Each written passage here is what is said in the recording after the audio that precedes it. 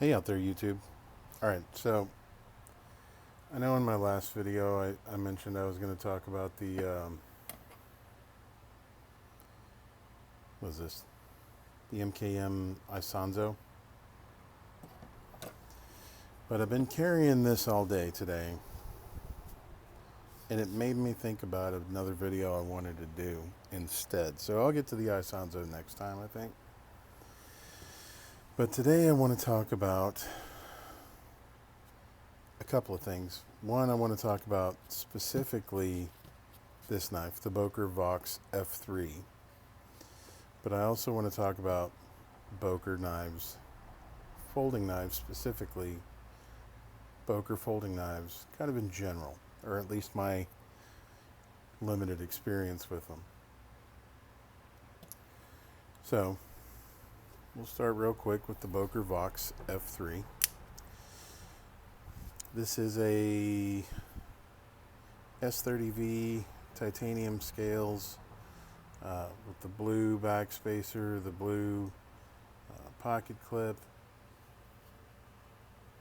coming in. It's a big boy, coming in right at 8 inches, 3.5 inch overall blade, or 8 inches overall, 3.5 inch blade length, and right about a 3-inch cutting edge. This big old chunky boy right here. It's on, well, I'll get to that shortly. Like I said, titanium scale, frame lock at 6.43 or 6.44 ounces.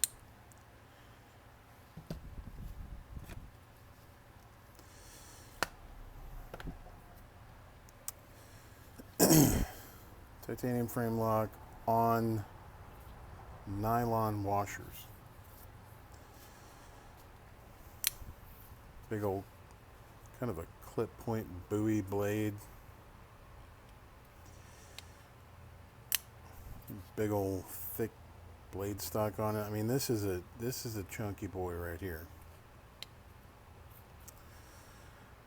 What I will say about this knife, I'm not really a fan. I really want to like this knife. I really, as you can tell by a bunch of my collection, I really like the Boker Vox knives. There's another one. You saw my giant mouse Ace Biblio. I really, really like the Boker Vox knives. And the ergonomics on this one are pretty good. Now, so here's what I'm going to say about this knife. For $160-ish,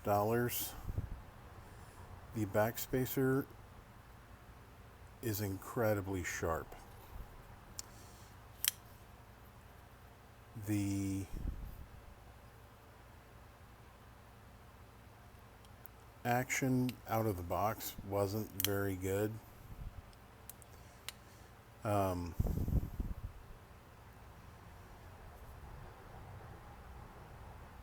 I guess just overall fit and finish was not quite what I expected it to be for the price point of this knife.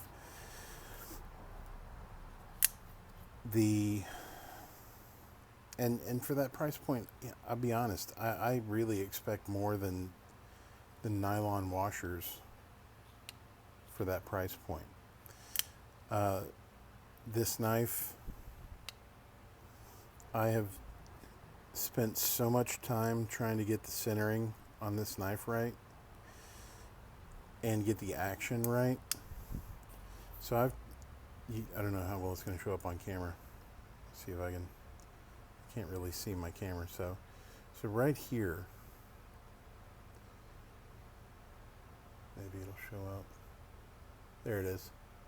So right there's a scratch on the blade from the scale.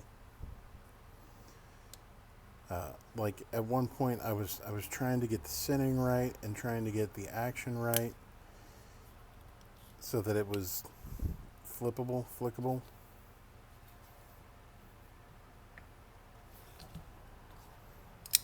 you know, flickable. And I had the blade was so far off to the show side, it scratched the blade, and it's still not centered very well. But this is as loose as I can run this blade and not be riding the scales.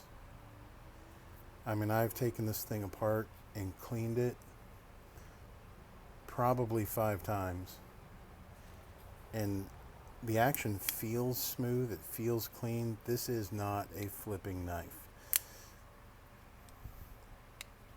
But in order for me to run it as loose as I can so that it's easy to open and close one-handed, that is as good as it's going to get. The other problem I have with this knife, I don't know how well we're going to be able to see it. Right here. I have to hold the camera, the knife in a certain way on my camera so I can see it. Right here. That blade is absolutely reachable with a finger.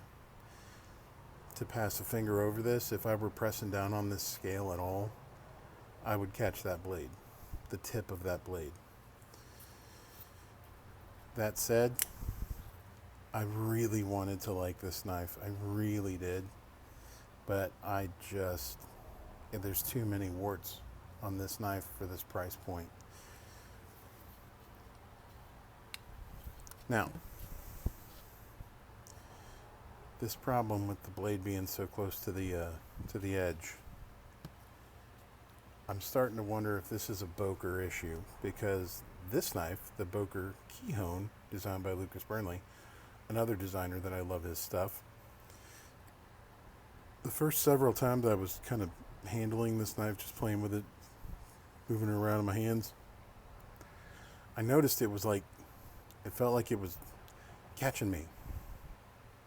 And then I looked one day and I saw the blade, I mean, right down by the edge of the scale. So what I ended up doing on this one, I took it to my Smith electric sharpener, and I ground off a chunk of this tip just to get the blade back from the edge so that I can carry it and not worry about catching my fingers in it. Now, that said, I actually do really like a, I don't know, reverse Tonto, if you would call it that, just that kind of, I think Burnley calls it a K-tip on his CRKT sketch. But this is another one, that little bit, the fact that I have to modify it like that to make it safe and comfortable to carry is a problem. Now, this knife comes at a substantially lower price point than the Vox F3, and I'll be honest with you, for the money. So this is basically the same action as a Kalashnikov. For the money, being right around $50 or less for an auto, this is super competitive with any other auto on the market. I mean, it fires out there.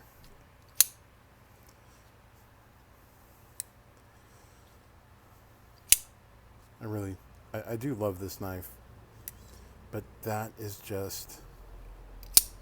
this is just a problem for me. It's just a hang up that I have. The fact, I'm all about modifying my knives.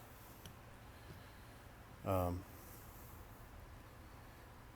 all about taking them apart, switching around blades, changing scales,